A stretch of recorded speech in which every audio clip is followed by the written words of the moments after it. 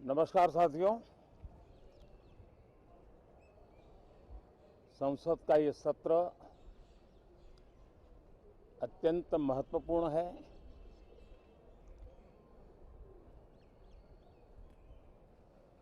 देश आज़ादी के अमृत महोत्सव मना रहा है। हिंदुस्तान में चारों दिशाओं में से इस आज़ादी के अमृत महोत्सव के निमित्त रचनात्मक, सकारात्मक, जनहित के लिए, राष्ट्रहित के लिए सामान्य नागरिक अनेक कार्यक्रम कर रहे हैं, कदम उठा रहे हैं और आज़ादी के दीवानों ने जो सपने देखे थे उन सपनों को पूरा करने के लिए सामान्य नागरिक भी इस देश का अपना कोई न कोई दायित्व निभाने का प्रयास कर रहा है।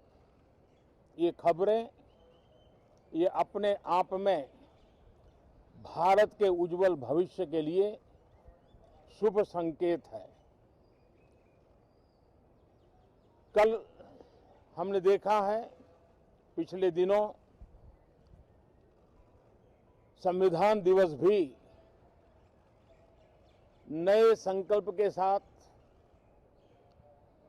संविधान के स्पिरिट को चरितार्थ करने के लिए हर किसी के दायित्व के संबंध में पूरे देश ने एक संकल्प किया है। इन सब के परिप्रेक्ष्य में हम चाहेंगे, देश भी चाहेगा, देश का हर सामान्य नागरिक चाहेगा कि भारत का संसद का ये सत्र और आगे आने वाले भी सत्र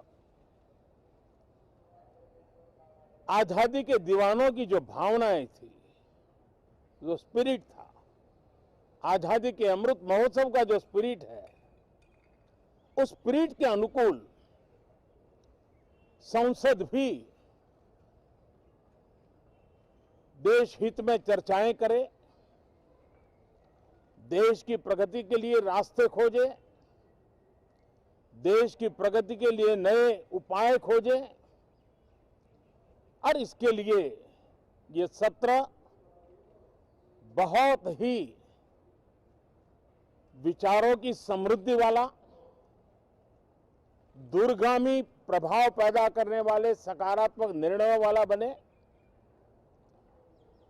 मैं आशा करता हूं कि भविष्य में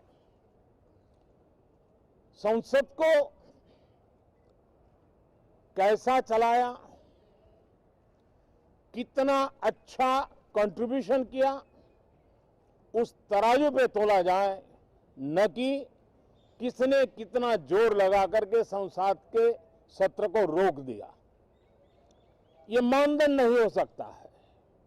मानदंड ये होगा कि संसद में कितने घंटे काम हुआ, कितना सकारात्मक काम हुआ।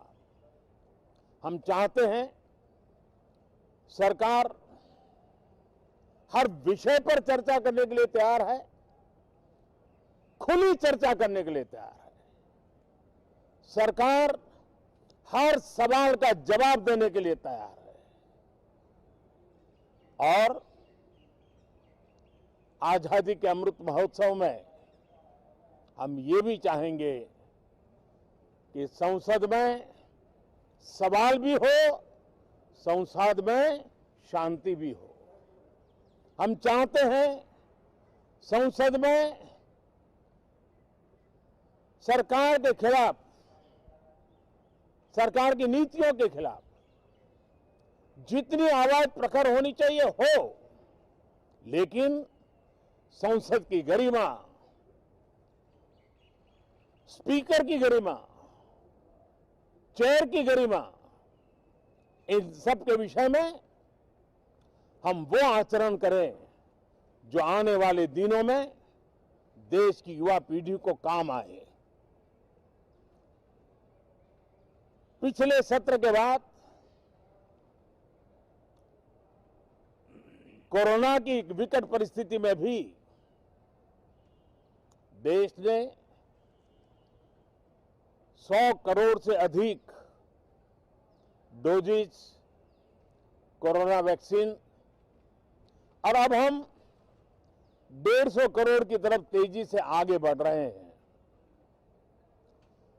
नए वेरिएंट की खबरें भी हमें और सतर्क करती हैं और सजग करती हैं। मैं संसद के सभी साथियों को भी सतर्क रहने के लिए प्रार्थना करता हूं। आप सभी साथियों को भी सतर्क रहने के लिए प्रार्थना करता हूं, क्योंकि आप सबका उत्तम स्वास्थ्य, देशवासियों का उत्तम स्वास्थ्य ऐसी संकट की घड़ी में हमारी प्राथमिकता है। देश के 80 करोड़ से अधिक नागरिकों को इस कोरोना काल के संकट के में और अधिक तकलीफ न हो, इसलिए प्रधानमंत्री गरीब कल्याण योजना से अनाज मुफ्त में देने की योजना चल रही है। अब इसे मार्च 2022 तक समय आगे कर दिया गया है। करीब 2,60,000 करोड़ रुपए की लागत से 80 करोड़ से अधिक देशवासियों को गरीब के घर का चूल्हा जलता रहे, इसकी चिंता की गई है। मैं आशा करता हूं कि इस सत्र में देश हित के निर्णय हम तेजी से करें, मिलजुल करके करें, सामान्य मानवी की आशा अपेक्षाओं को पूर्ण करने वाले करें, ऐसी मेरी अपेक्षा है। बहुत बहुत धन्यवाद।